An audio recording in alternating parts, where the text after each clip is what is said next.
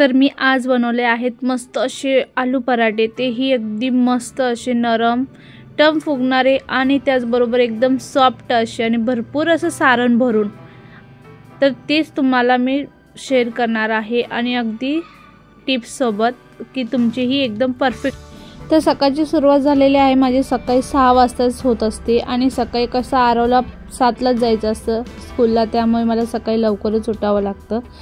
तर मी आता पीठ वगैरे मळून ठेवलेलं आहे आणि पीठ आपल्याला पराठ्यासाठी कधी पण नरमच एकदम असं पातळ मळायचं आहे। पातळ म्हणजे मीडियम मळायचं, जास्त पण पातळ नाही मळायचं। आणि त्याचबरोबर मी आता घेत आहे माझ्यासाठी वेट लॉस ड्रिंक, आणि ते तर माझं रोजच्या डेली रुटीनमध्ये असतंच म्हणजे असतंच, आणि हे नाही घेतले की मला पण फ्रेश वाटत नाही। तर माझं आता ते झालेलं आहे पिऊन वगैरे, आणि मी मध्ये आरवला पटकन असं करून दिलेलं पराठा, कारण की आज मला भरपूर असा लेट झालेला बघा, एवढं सकाळी उठून सुद्धा। तर मी त्याला करून दिलेले आहेत पराठे वगैरे, आणि आपण सारण आपल्या पद्धतीने करू शकतो। मी पण एकदम सिंपलच केलेलं, जिरे मोहरी आपलं मिरची कुटून टाकायची आणि त्याचबरोबर कढीपत्ता वगैरे आणि कोथिंबीर टाकून मस्त असं मिक्स करून घ्यायचं। आणि चला आता सारण भरती बघा तुम्ही मी किती भरलेलं आहे, एकदम छोटा गोळा घेतलेला आणि त्यात भरपूर असं सारण भरलेलं आहे मी। तर ते आपल्याला कधी पण सारण गरम गरम कधीच भरायचं नाही, सारण हे आपल्याला ना थंड होऊन द्यायचं आहे। एकदम मस्त असं थंड झाल्यानंतरच आपल्याला पराठे करायला घ्यायचे। आणि पराठ्यासाठी ना पीठ अगदी सॉफ्ट असायला पाहिजे बघा, जेवढे छान आपलं पीठ असेल ना नरम, तेवढे छान आपले म्हणजे पराठे होतात, अजिबात फाटत नाहीत। तुम्ही कितीही मोठे करा आणि कितीही पातळ करा तरी फाटणार नाही। आता तुम्ही बघू शकता मी एवढासाच गोळा घेतलेला, पण माझं पराठे एकदम पातळ आणि एकदम मस्त झालेले, एकदम असे नरम नरम झालेले बघा, आणि खायला सुद्धा खूप टेस्टी झालेले पराठे। तर बघू शकता तुम्ही, आणि मी तेलामध्ये थोडं तूप आणि तेल दोन्ही मिक्स केलेलं, त्याने काय होतं जरा बाइंडिंग मस्त येतं बघा। आणि तूप कसं फक्त तूप लावलं ना ते तूप असं चिपकून धरतं, आणि तेल असलं ना मस्त असे छान शेकतात पण बघा पराठे। तर आता मस्त असं तर मी शेकून घेत आहे पराठे वगैरे पण, आणि त्याचबरोबर आता दुसरे तिसरे असे मी भरपूर असे पराठे केलेले बघा। आणि आरवला मयंकला परत भावाला पण आज खायचे होते, म्हणून त्यासाठी पटकन असे मी केलेले आज सकाळीच। मग त्यामुळेच आज भरपूर वेळ झालेला, आणि सकाळी ह्या गोष्टींसाठी ना भरपूर वेळ जातो बघा, पराठे वगैरे करायचे असले की। तर बघू शकता किती छान असे झालेले आहेत, बघूनच वाटतंय ना एकदम मस्त असे, आणि एकदम सॉफ्ट झालेले बघा, बाहेरपेक्षाही मस्त झालेले। तुम्हाला सारांचे वगैरे बघायचंच असेल तर मी शॉर्ट रीलमध्ये सोडणारच आहे, तिथे तुम्ही बघू शकता सारण वगैरे पण। तर आता मी करत आहे चटणी, तर मी आज बनवणार आहे टोमॅटोची चटणी, आणि ही माझ्या मम्मीची रेसिपी आहे, कारण की ही आम्ही म्हणजे मम्मीचीच मी बघून शिकलेली आहे, आणि खरंच इतकी छान लागते ना, खूपच मस्त लागते। आणि मी पराठे वगैरे केले ना मी हे बनवतच असते बघा चटणी। तर एकदम सिंपल आहे, लसूण 4-5 पाकळ्या घ्यायच्यात आपल्याला, शेंगदाणे मस्त तेलामध्ये फ्राय करायचे आहे, जिरं टाकायचं आहे आपल्याला, आणि हिरवी मिरची टाकायची आपल्याला, तिखट केवढं हवं आहे तेवढं। आणि त्याचबरोबर बघा मी 4 टोमॅटो घेतलेले आहेत, आणि ते टोमॅटो पण आपल्याला मस्त असे फ्राय करून घ्यायचे आहेत तव्यावर। तर मी लास्टलाच आपलं तव्यावर सर्व मी फ्राय करून घेतलेलं, आणि बघू शकता तुम्ही किचनचे काय हालत झालेले आहेत। तर आता मी किचन पण मस्त असं क्लीन करून घेत आहे, तवर आपलं टोमॅटो पण फ्राय होत राहतील। आणि मी गॅस बंद करून दिलेला आहे, आता तवा भरपूर गरमच असतो आणि त्यामध्ये होऊन जातात बघा फ्राय।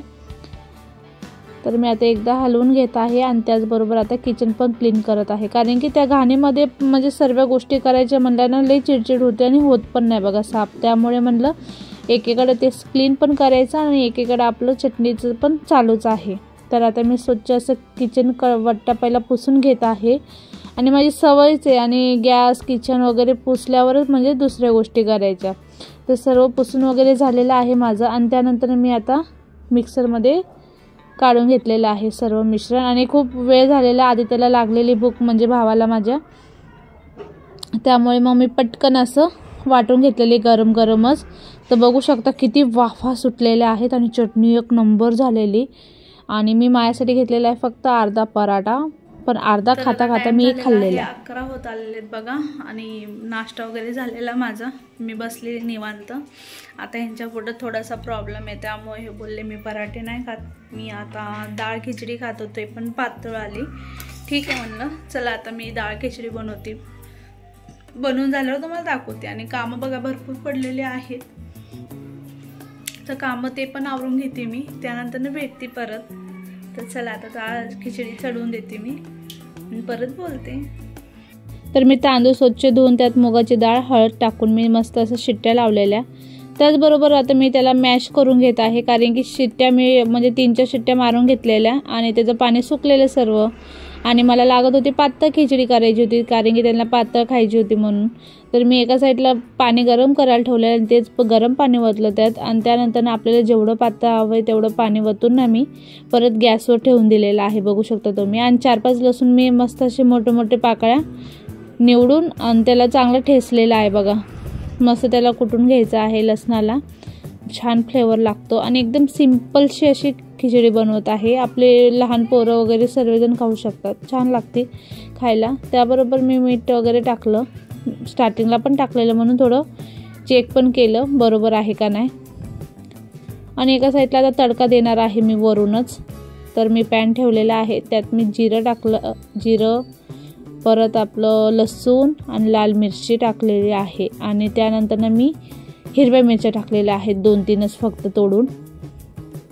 आणि आपल्याला त्यात हिंग टाकायचं आहे. हिंगने भरपूर असं छान फ्लेवर लागतो बघा. तर मी आता हिंग पण टाकलेलं आहे आणि व्यवस्थित आता आपल्याला तडका द्यायचा आहे, तर बघू शकता. आणि तडका देऊन झाल्यानंतर ना 2 मिनटं असं झाकून ठेवायचं, म्हणजे जी वाफ आहे ना तडक्याचा स्मोक तो आपल्या खिचडीला मस्त बसतो बघा. आणि वेट लॉससाठी तर ही खिचडी एकदम मस्त असते बघा, एकदम हेल्दी आहे.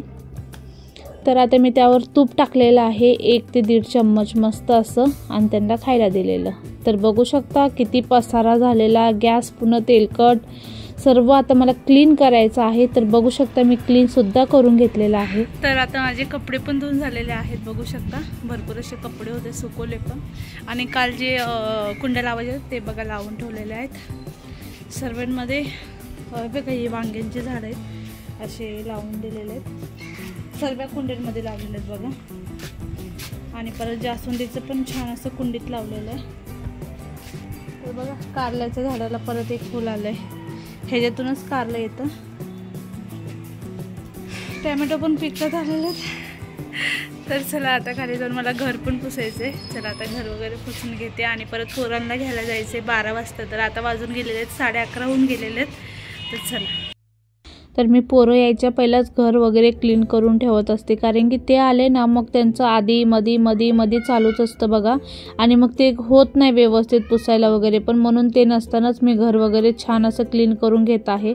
आणि मला रेग्युलर तर होतच नाही घर पुसणं, कारण की पोरांना ना किती पण साफ करा तरी पण म्हणजे घाण करूनच येतं. त्यामुळे मग 1-2 दिवस आड मी घर पुसत असते. आणि फरशा इतक्या व्हाईट असल्यामुळं ना सारखं कंटिन्यू घाण होतात आणि मी सारखं कपडा मारतच असते, त्यामुळे इतकं घाण होत नाही, म्हणून मी 1-2 दिवसाच्या आड पुसत असते. तर बघू शकता घर पुसल्यानंतर इतकं भारी वाटतं, इतकं फ्रेश वाटतं. तर मी हातानेच पुसत असते बघा घर, कारण की खूप जण मॉपने वगैरे पुसतात. मला ते मॉपने अजिबात आवडत नाही, कारण की आपले जे काने कोपरे असतात ना ते व्यवस्थित पुसले जात नाहीत.